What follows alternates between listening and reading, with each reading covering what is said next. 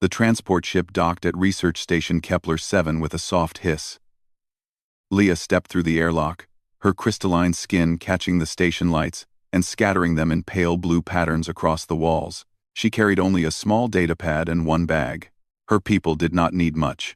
Commander J waited in the docking bay, a smile on his weathered face. He was older than most humans she had seen in videos, with gray hair at his temples. He extended his hand in the human greeting she had studied.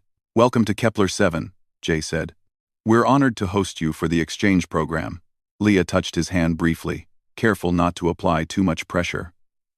Human skin was so soft compared to her crystalline surface. "Thank you, Commander. I am eager to begin the research." Jay led her through the station corridors. The walls were metal and plain, very different from the living crystal structures of her homeworld. Other crew members passed them, nodding greetings. Leah counted 5 humans, 2 Veldori, and 1 being she did not recognize. The station was smaller than she expected. "Your research partner is waiting in Lab 3, Jay explained. "Tay is one of our best xenobiologists. Young, but brilliant. You'll like him," Jay explained. Tay explained. Jay explained. Jay explained. "You'll like him." They reached a door marked with symbols in several languages. Inside, a young human man looked up from a microscope. He had dark hair that fell across his forehead and wore a white lab coat over casual clothes. His face brightened when he saw them. "You must be Leah." Tay crossed the room in quick steps. "I've been looking forward to this. Your paper on crystalline cellular structures was fascinating." Leah felt a small flutter of surprise.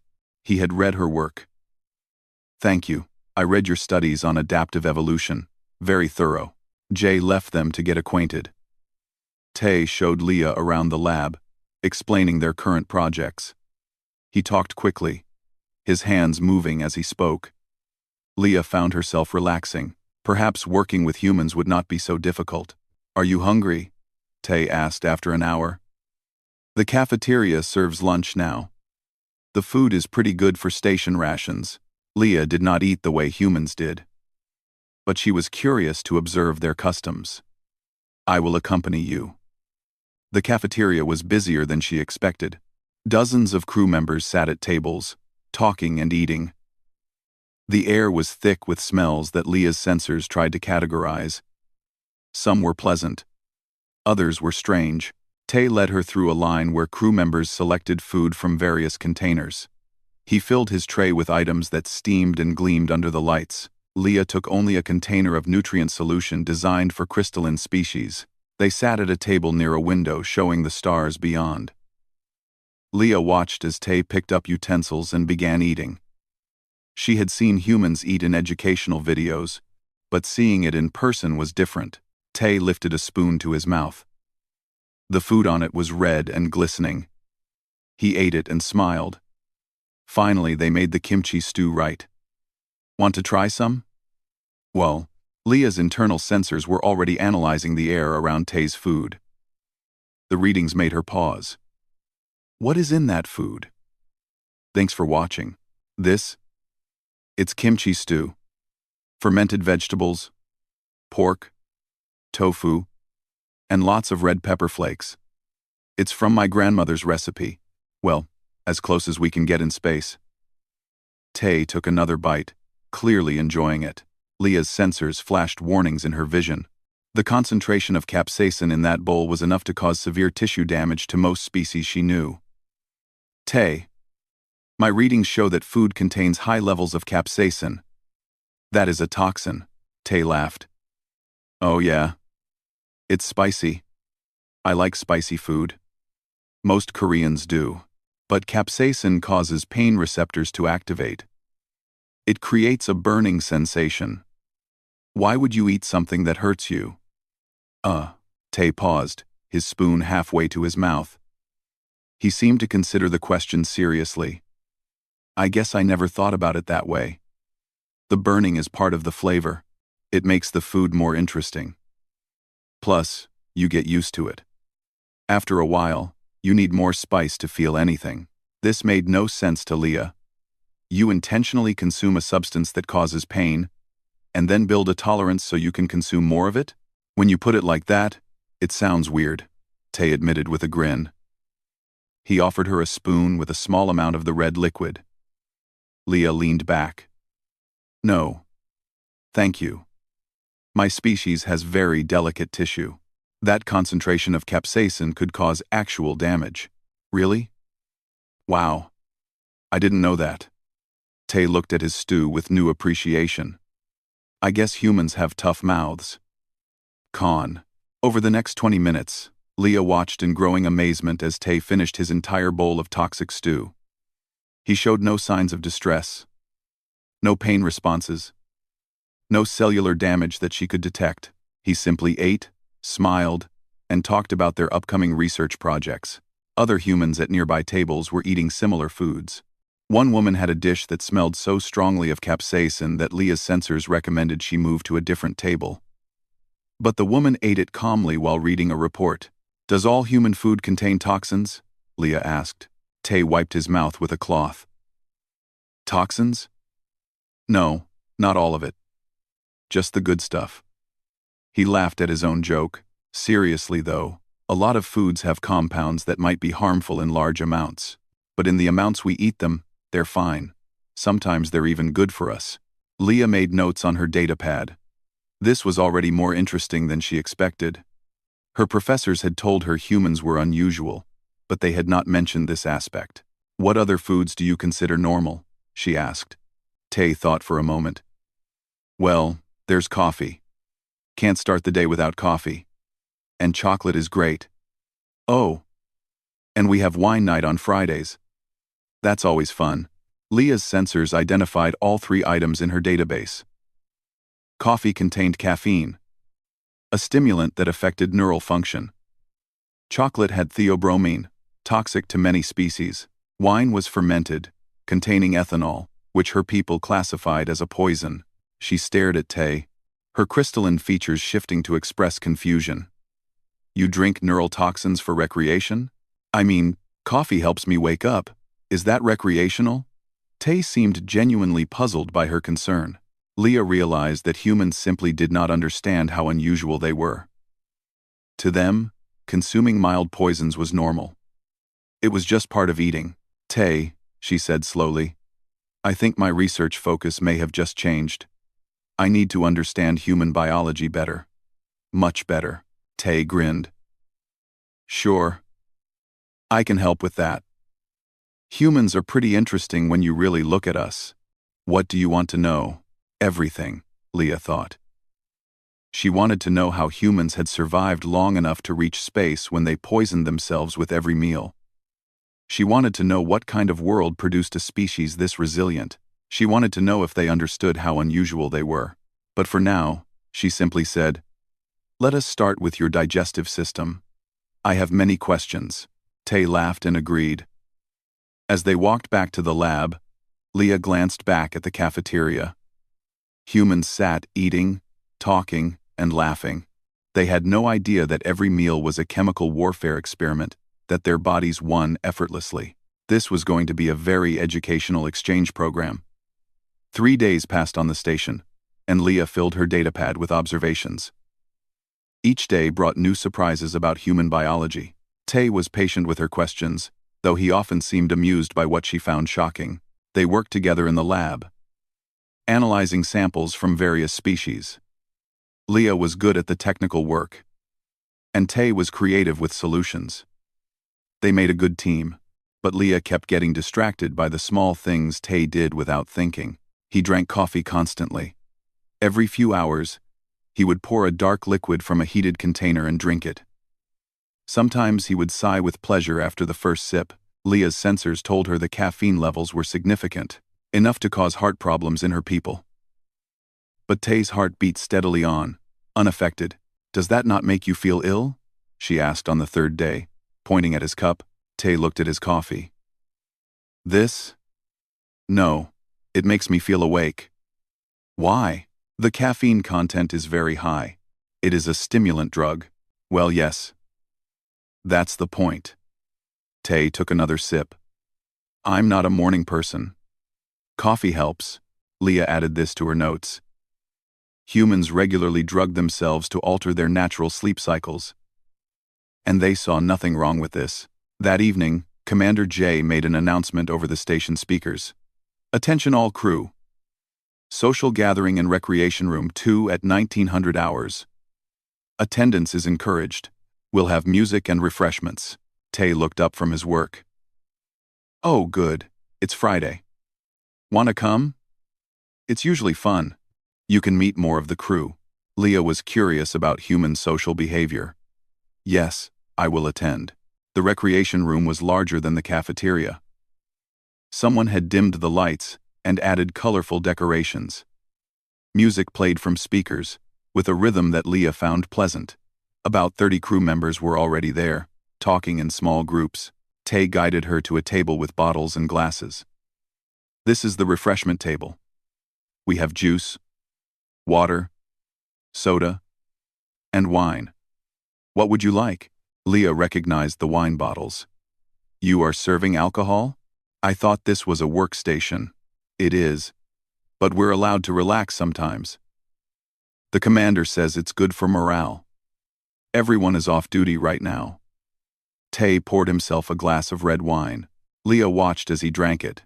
Then she looked around the room. At least 15 humans were drinking alcohol in various forms. Some had wine. Others had beer. A few had glasses of clear liquid that her sensors identified as having even higher alcohol content. A woman approached them. She had kind eyes and wore a medical officer's uniform. You must be Leah. I'm Somi, the station doctor. How are you adjusting? I am well, thank you, though I am confused by some human customs. Somi smiled. Let me guess. Tay has been shocking you with his eating habits? And now I see humans consuming ethanol for enjoyment. This is classified as a poison in my medical database. Somi's smile widened. Technically, it is a poison. But human livers are very good at processing it. In small amounts, it's safe for us.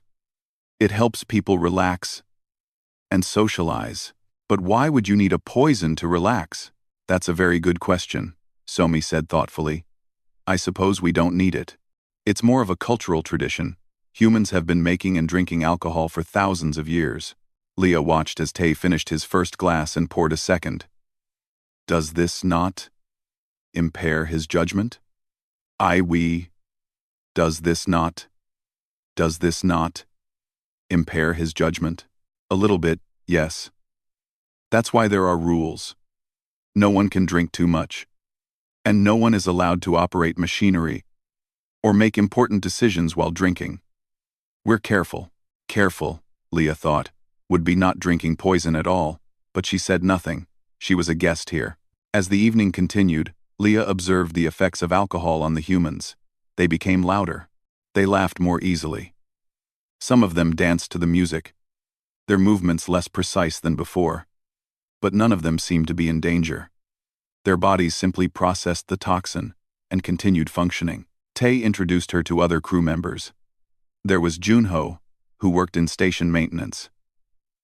He was drinking beer and telling funny stories about equipment failures. There was Nari, an engineer who designed propulsion systems. She was on her third glass of wine and explaining a complex theory about faster-than-light travel. Your people can think clearly even while poisoned? Leah asked Nari. Nari laughed. I'm not poisoned. Just a bit tipsy. There's a difference. My liver is breaking down the alcohol as fast as I drink it. More or less. I'll be completely fine in a few hours. The concept amazed Leah. Human livers were like personal detoxification units, constantly fighting off harmful substances. And this was normal for them. Later, Tay showed her to a corner where food had been set out. You should try some of these snacks. Oh wait, I forgot. A lot of human food is probably too intense for you. Leah examined the snacks. There were salty chips, sweet cookies, something covered in chocolate. Her sensors went wild, identifying potentially harmful compounds. Salt levels that would dehydrate her species, sugar concentrations that would cause crystalline instability. And the chocolate, with its theobromine content, would be actively toxic. Do all human foods contain extreme substances? She asked. Tay picked up a cookie. Extreme? These are just normal snacks, though I guess the chocolate ones have caffeine and theobromine. But in amounts this small, it's harmless. He bit into the cookie happily. Harmless to humans, Leah corrected mentally. Lethal to many other species. She spent the rest of the evening observing and taking notes. The humans drank their poison. They ate their toxic snacks. They laughed and talked and showed no signs of distress. By the end of the night, some of them were unsteady on their feet, but even then, they helped each other back to their quarters safely. Somi found Leah before she left. I hope we didn't shock you too much tonight. I know human customs can seem strange to other species. Strange is not the right word, Leah said carefully. Remarkable might be better. Your species has evolved incredible resistance to substances that would harm most other beings. I am beginning to understand why humans are considered physically exceptional. Somi looked pleased. We're pretty tough, I suppose. Our ancestors survived on a challenging world. Earth isn't the easiest planet. That night, alone in her quarters, Leah reviewed her notes. In just 3 days, she had documented humans consuming capsaicin, caffeine, theobromine, ethanol, and excessive amounts of salt and sugar, all substances that were toxic or harmful to most known species. And the humans did this casually, as part of their normal daily life. She pulled up her species database on Earth. The planet was classified as a high-gravity, high-oxygen world with extreme weather variations. Temperatures ranged from far below freezing to well above the comfort zone of most species. The native life was aggressive and competitive. A death world, some xenobiologists called it. A planet where evolution was a constant battle against harsh conditions. And humans had not just survived there, they had thrived. They had become the dominant species. They had developed culture and technology, and eventually reached space. No wonder they could drink poison and call it recreation. Their whole evolutionary history was about surviving things that should have killed them. Leah began a new file on her datapad. She titled it, Human Adaptive Resilience, a Study in Biological Exception. This was no longer just an exchange program. This was groundbreaking research. She had only been here 3 days, and already her understanding of biology was being challenged. What else would she learn about these remarkable, terrifying, absolutely fascinating humans? Tomorrow, she decided, she would ask Tay more questions, many more questions. Her people needed to understand what humanity really was. The morning started normally. Leah met Tay in the lab after breakfast, ready for another day of research. But Tay looked different. He wore loose clothing instead of his usual lab coat, and he carried a bag. I'm taking a break from lab work today, he explained. It's my gym day. Want to come watch? You might find it interesting for your research. Leah agreed immediately. Any chance to observe human behavior was valuable. They walked through the station corridors to a large room marked Fitness Center. Inside, the gym was full of equipment that Leah did not recognize. Metal frames with weights attached, flat surfaces for lying on, machines with pulleys and cables. Several humans were already using them, and the air was warm and slightly humid. This is where we exercise, Tay said. We try to come a few times a week. In low-gravity environments, our bodies get weak if we don't work them. A muscular man waved at them. He had a friendly face and wore a shirt that said, Kepler 7 Fitness Team. That's Junho. He's the station fitness trainer, Tay explained. They walked over. Hey Tay, ready for leg day? Junho asked with a grin. Then he noticed Leah. Oh, hello. You're the Viridian researcher. Welcome to the gym. Thank you. I am observing human physical activities. Junho's grin widened. Then you picked a good day. Tay here is going to suffer. Suffer? Leah's translator confirmed the word. Why would Tay voluntarily suffer? She watched as Tay approached a large metal frame with a bar across the top. He loaded circular weights onto each end of the bar. The total weight, her sensors calculated, was nearly equal to Tay's own body mass. What are you doing? Leah asked. Squats. Watch. Tay positioned himself under the bar, resting it across his shoulders. Then he bent his knees, lowering his body until his legs were at right angles. His face showed strain.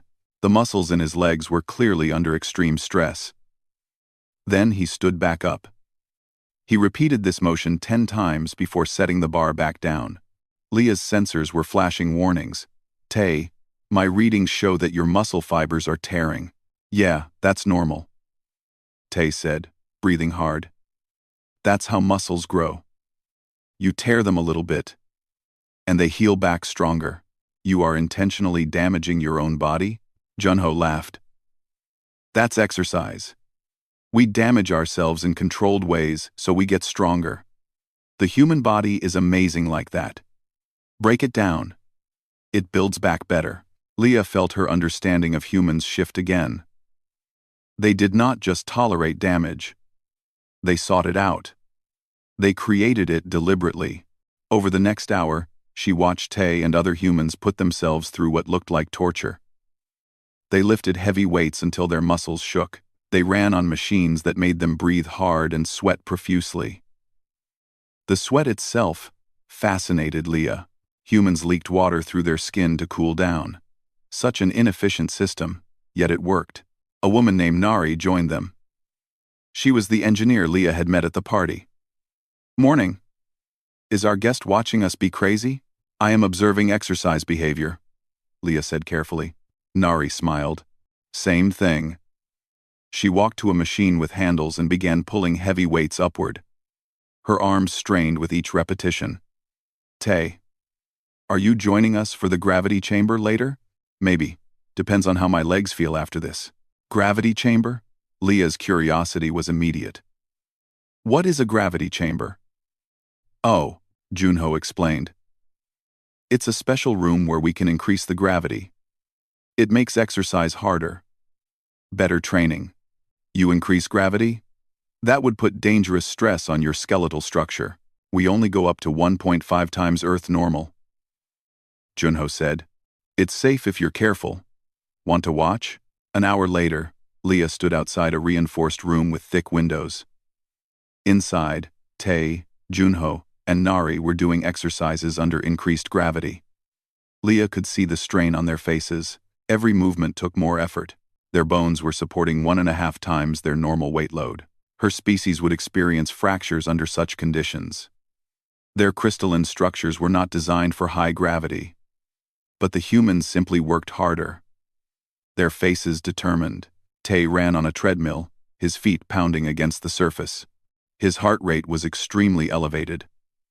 Her sensors showed it beating at nearly twice his resting rate.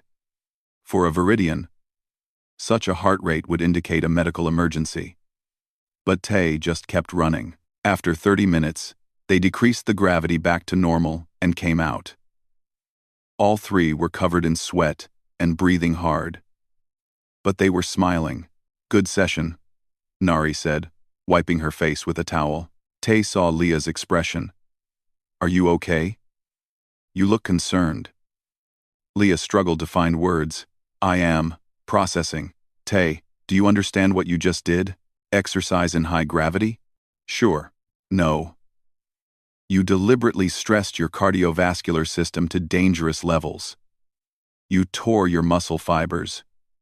You strained your bones and joints. You pushed your body to its limits, and you did this voluntarily. For recreation, Tay smiled, still breathing hard. Well, when you put it that way, it sounds extreme. But yes, that's basically it. How else would I stay healthy? Stay healthy? You damage yourself to stay healthy? Junho joined the conversation. It's not damage if it makes you stronger. The human body adapts to stress. If you don't stress it, it gets weak. We evolved as hunters and runners. We need to push ourselves. Leah stared at them, her crystalline features reflecting the gym lights in fractured patterns. The words came out before she could stop them. Humans really do this safely? You intentionally damage yourselves to become stronger? Tay laughed. Yes. That's exactly it. Stress, Damage, recovery, adaptation. It's how humans improve. It's how we've always improved. But the risk. Life is risk, Nari said, stretching her tired muscles. Our ancestors risked everything just to survive each day. We're built for this. Our bodies expect it.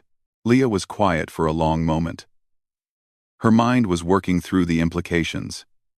Humans did not just tolerate hostile substances and environments. They sought out stress and damage. They pushed themselves beyond comfort because that was how they grew stronger. What kind of world creates a species like this? She finally asked. Tay's expression became thoughtful.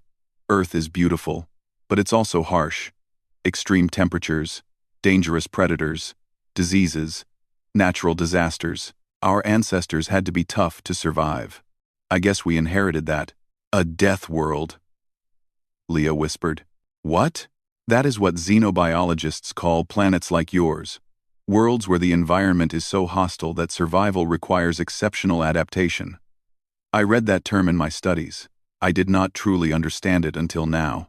Junho looked pleased. Earth is a death world? That's kind of cool. It is not cool. It is terrifying, Leah said. But it explains so much. Your tolerance for toxins. Your ability to heal from damage. Your need to push your bodies beyond normal limits. You evolved in constant survival pressure. Tay sat down on a bench. I never thought about it that way. To us, this is just normal life. That, Leah said, is the most remarkable part. You think this is normal?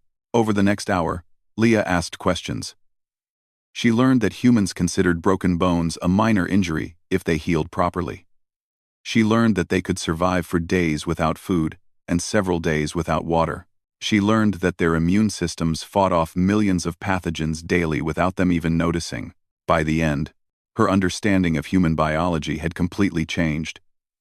They were not just tough. They were survival machines, optimized by millions of years of hostile evolution. I need to revise my entire research paper, Leah said finally. Tay smiled. What was it about before? Cultural exchange and communication methods. But now I understand that any study of humans must begin with their biology. You cannot separate human culture from human resilience. They are the same thing. We're your research subjects now, Junho asked, with amusement. If you do not mind. The galactic community needs to understand what humanity truly is. Not just tough, not just lucky, but adapted, evolved, built by your world to survive anything. Tay stood up. I need to shower. Leah, want to meet for lunch? I'll explain more about human biology. Yes. And Tay? Could you explain pain tolerance? I noticed you showed discomfort during exercise but continued anyway. How do humans manage pain? Tay paused. That's complicated. We feel pain. We just don't let it stop us if something is important. Pain is information, not a command. Pain is information, not a command. Leah added that to her notes. She was beginning to understand humanity. And what she understood both fascinated and terrified her. These were not ordinary beings.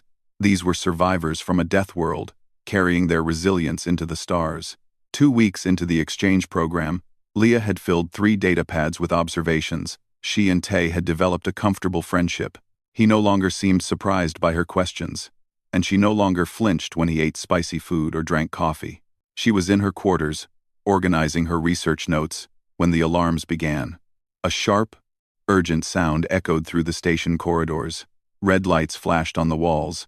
Leah's door automatically sealed itself. The computer voice spoke in multiple languages. Emergency. Hull breach detected in sections C and D. All personnel report to emergency stations. This is not a drill. Leah's communication device activated. It was Commander J's voice. Leah, stay in your quarters. The station has been hit by micrometeorites. We're handling it. You're safe where you are. She acknowledged the message, but her hearts were beating faster. Micrometeorites. Small space debris traveling at incredible speeds. They could punch through metal like it was paper.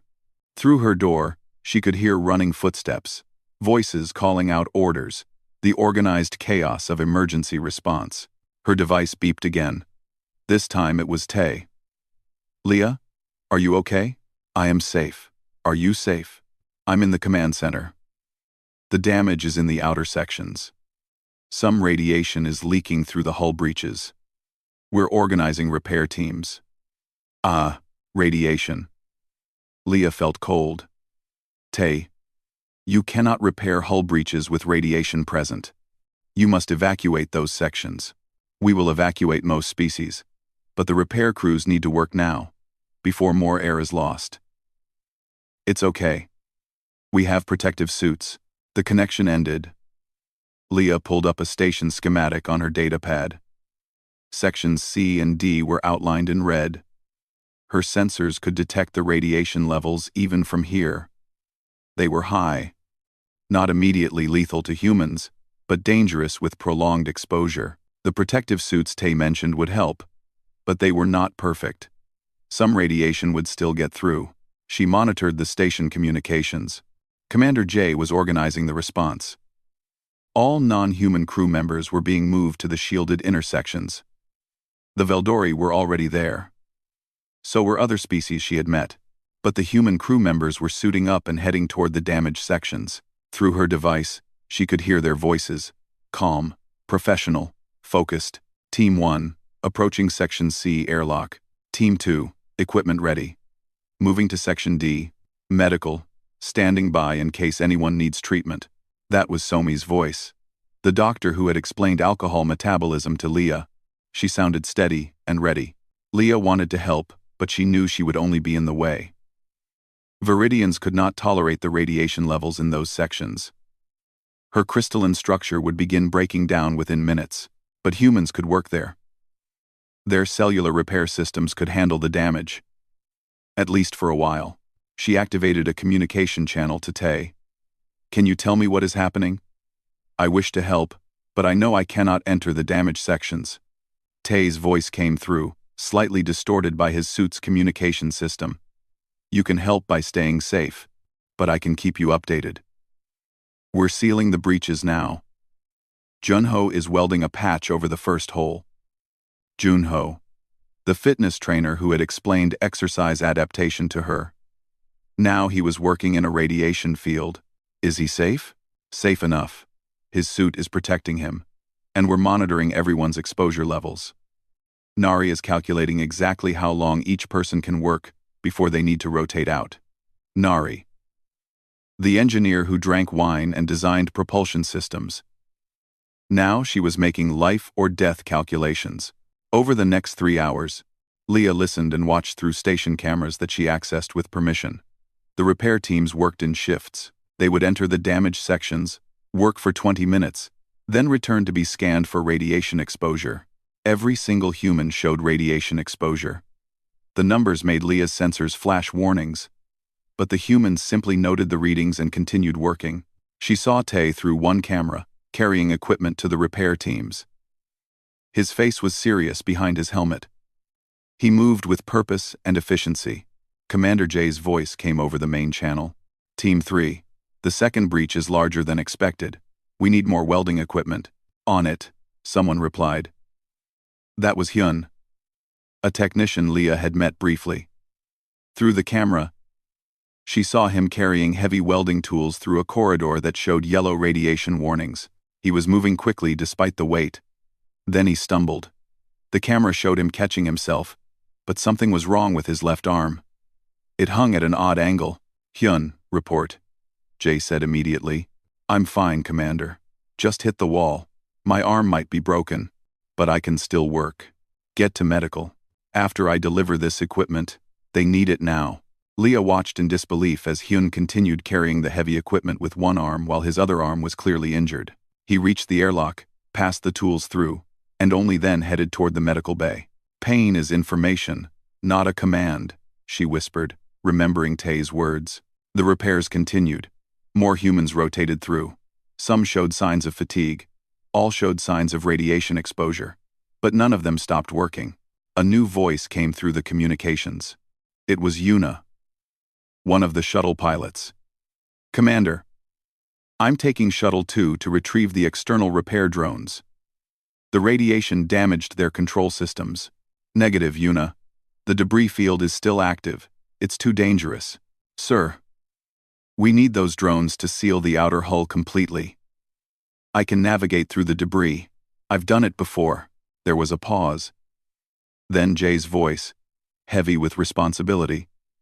Approved. But be careful. Leah switched cameras to watch the shuttle bay. Yuna moved with calm efficiency, preparing her shuttle for launch.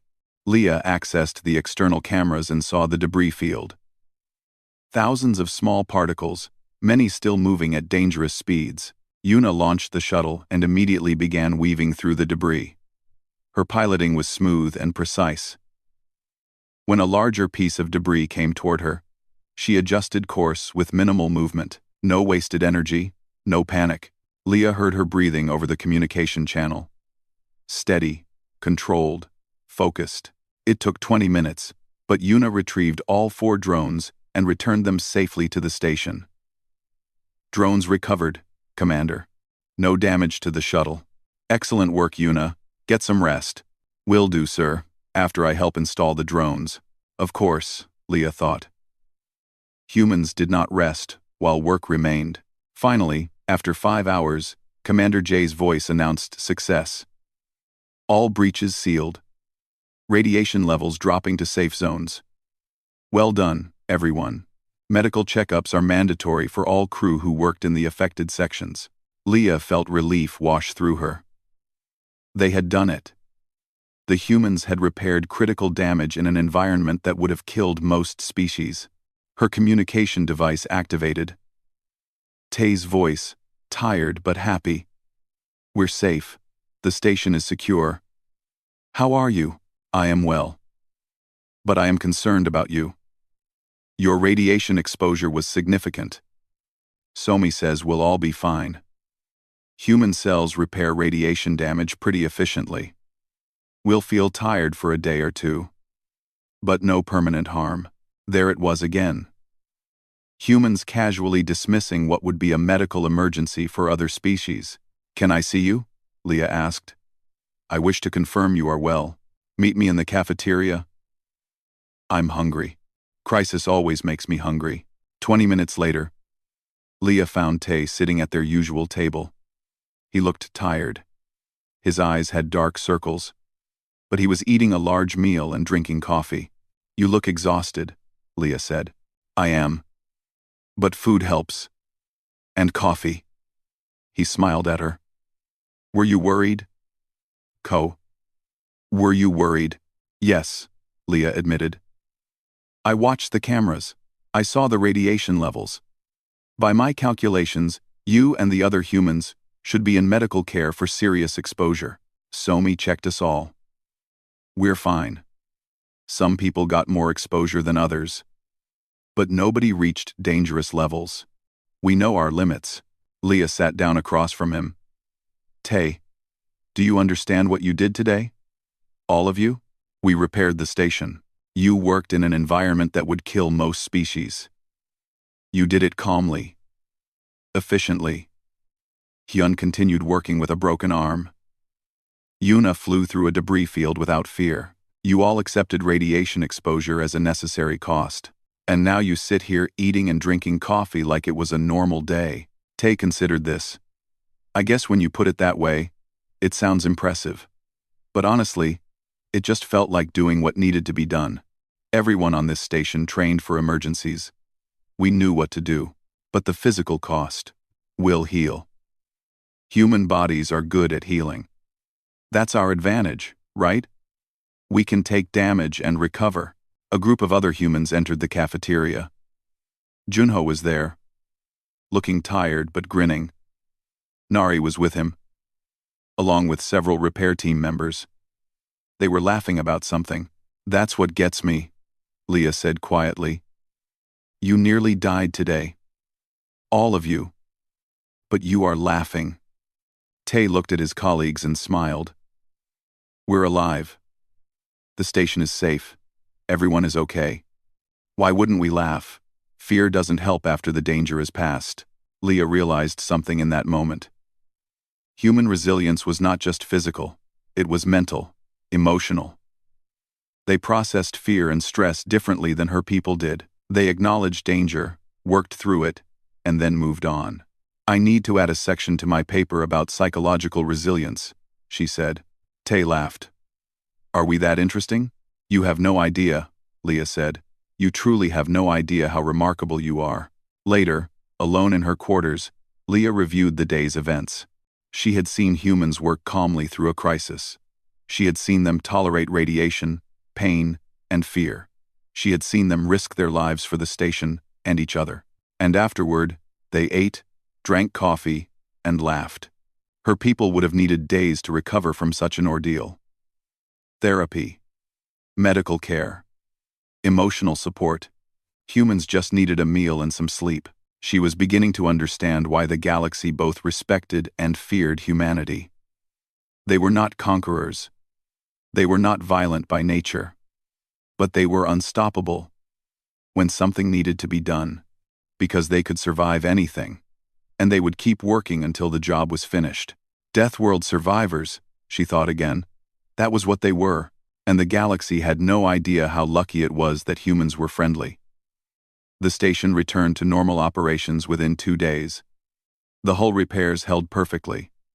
The radiation levels dropped to safe background levels, and the human crew members recovered from their exposure with nothing more than some tiredness and a few days of careful monitoring by Somi.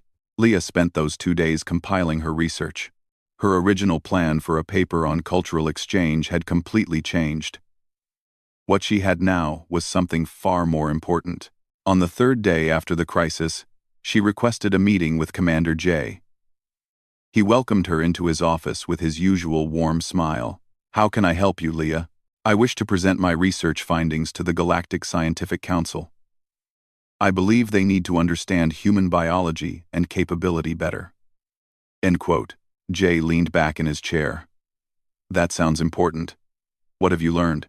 That humanity is the most resilient species I have ever studied. That you evolved on a death world and carry that survival capacity with you. That the galaxy does not truly understand what humans are capable of. A death world, Jay repeated thoughtfully. Tay mentioned you used that term. It's an interesting way to think about Earth. It is the correct term. Commander, may I ask you a question? 8. Of course. Do humans understand how unusual they are? Or does it truly feel normal to you? Jay was quiet for a moment. I think most humans don't think about it. We know we're tough compared to some species. We know we handle extreme environments well. But it's hard to see yourself as unusual when everyone you grew up with is the same way. That is what I thought. And that is what makes you even more remarkable. You have capabilities that would be considered superhuman in most species. But you think of them as normal. And what capabilities specifically? Leah pulled up her datapad. Toxin tolerance, pain management, radiation resistance, rapid healing, psychological resilience, physical adaptability. The list is extensive, Jay smiled.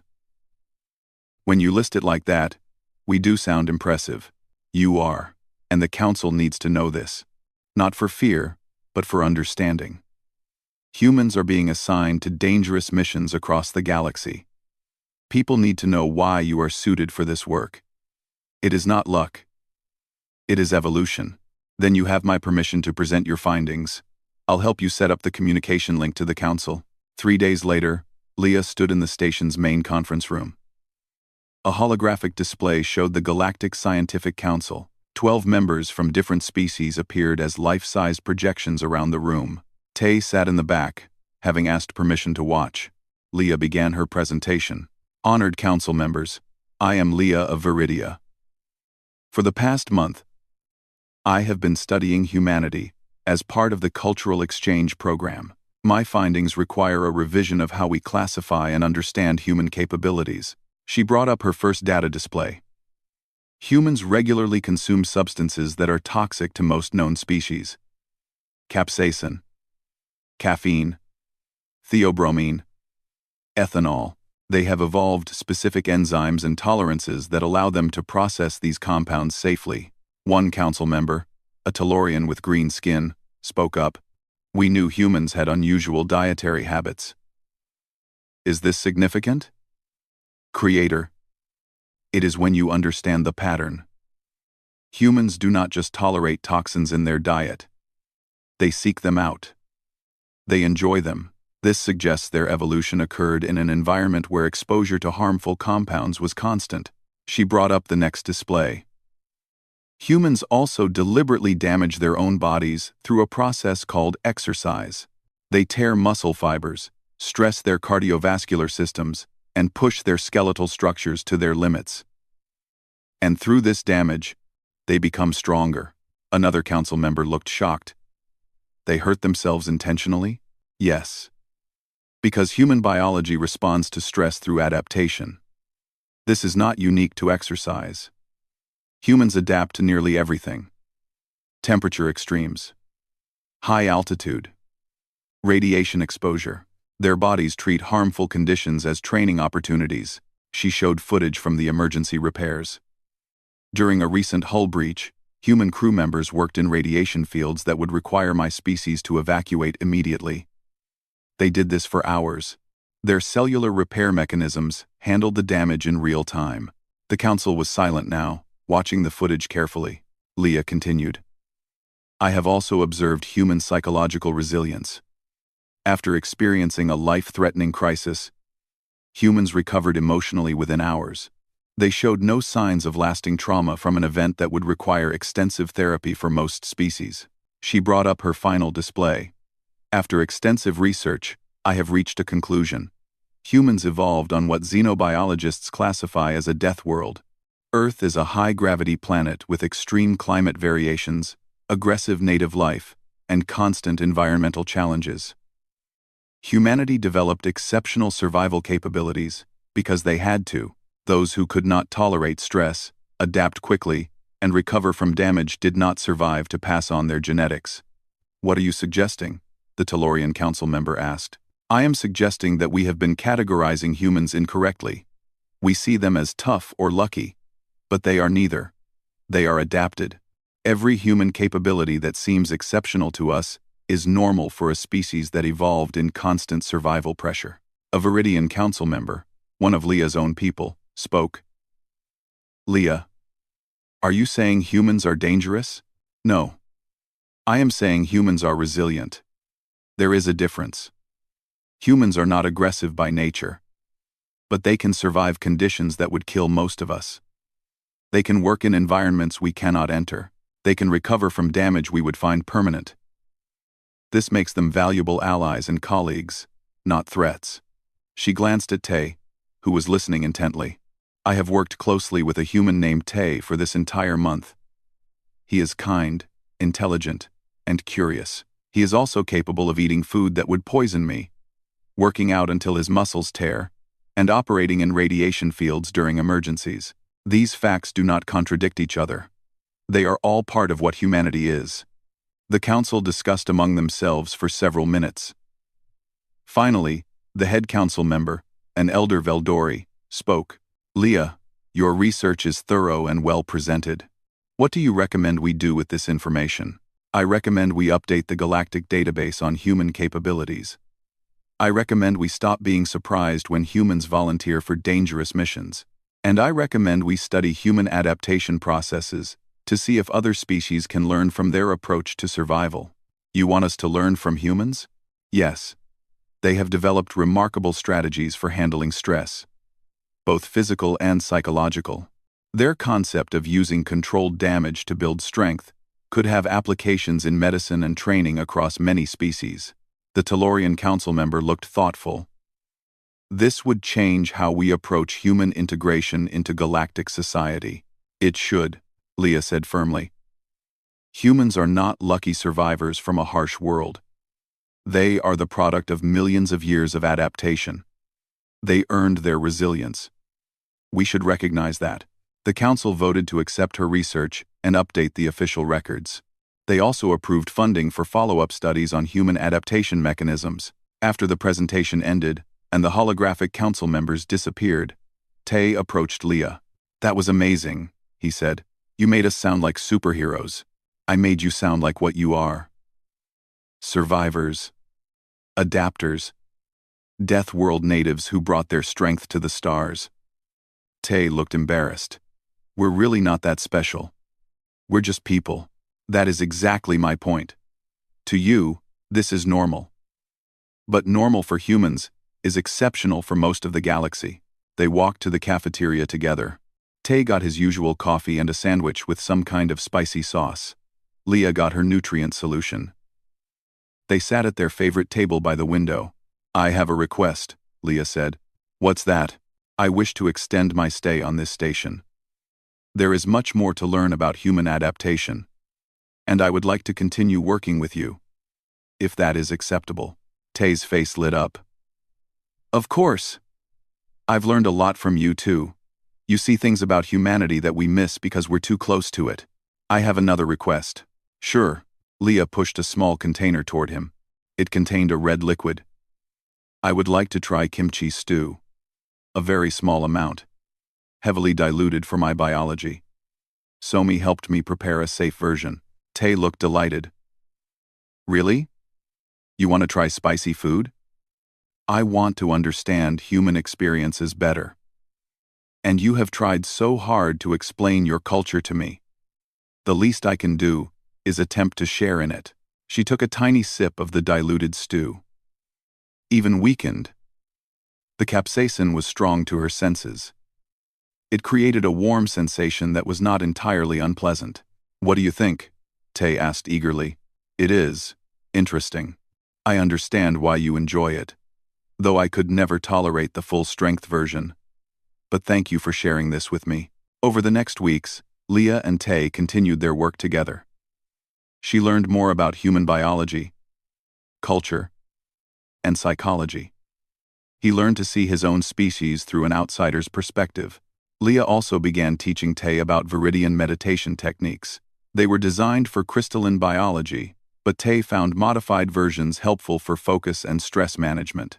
"We're doing cultural exchange properly now," Tay said one day. "Learning from each other. Yes, that is how it should be. Different species, different adaptations, but equal value." Commander J approved Leah's extended stay. Her research papers began circulating through the galactic scientific community, sparking discussions and follow-up studies. Other researchers requested to visit the station to study humans in their natural environment. Humanity's reputation across the galaxy began to shift. They were no longer seen as just tough or lucky.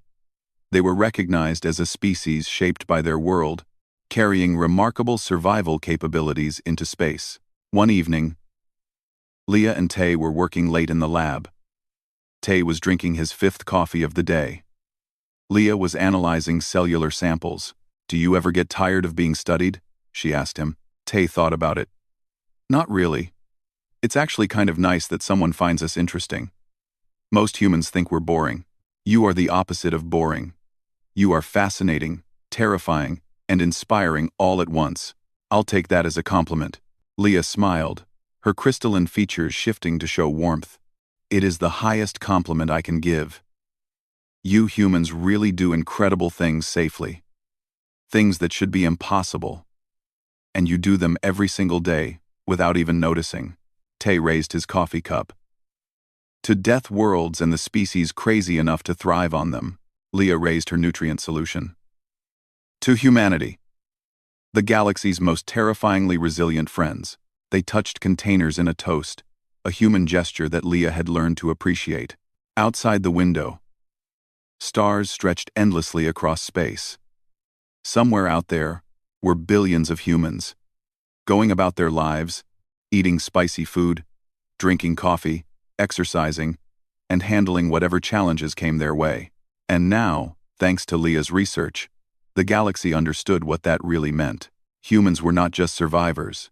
They were adapters, thrivers, living proof that life finds a way, even on the harshest worlds. And if you were lucky enough to have them as friends, you had allies who would walk through radiation, work through pain, and laugh in the face of danger. Because that was just what humans did. Safely.